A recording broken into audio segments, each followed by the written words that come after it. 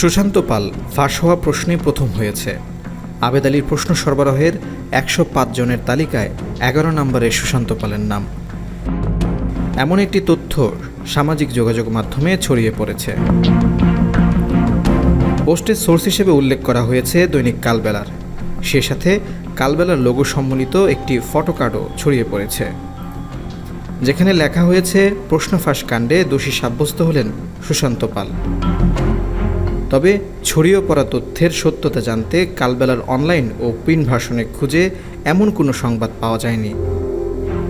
দেখা যায় সুশান্ত পালকে নিয়ে কালবেলার অনলাইন ভার্সনে ১৩ জুলাই বেলা ১২টা ১১ মিনিটে একটি সংবাদ প্রকাশিত হয়েছিল, যার শিরোনাম ছিল আমি আপনার ফরমায়েশের চাকর নই, সুশান্ত পাল। ভাইরাল সে পোস্ট ও ফটোকার্ডের বিষয়ে কালবেলায় একটি সংবাদ প্রকাশিত হয়, যেখানে কালবেলা থেকে বলা হচ্ছে কালবেলা সুশান্ত পালকে নিয়ে এমন কোনো সংবাদ প্রকাশ করেনি।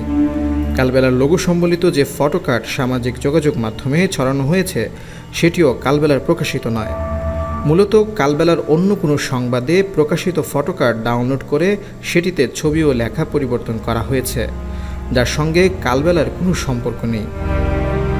এদিকে শুক্রবার ১২ জুলাই সুশান্ত পাল তার ফেসবুক পোস্টে লেখেন, কোটা ও প্রশ্ন ফাঁস বিষয়ে কিছু না লিখলে যদি আপনাদের খারাপ লাগে তাহলে এত কথা না বলে আমাকে আনফলো করে দিন, আরও ভালো হয় ব্লক করে দিলে।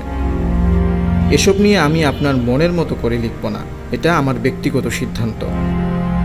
এত বেশি বিরক্ত করবেন না, আমি আপনার ফরমায়েশের চাকর নই।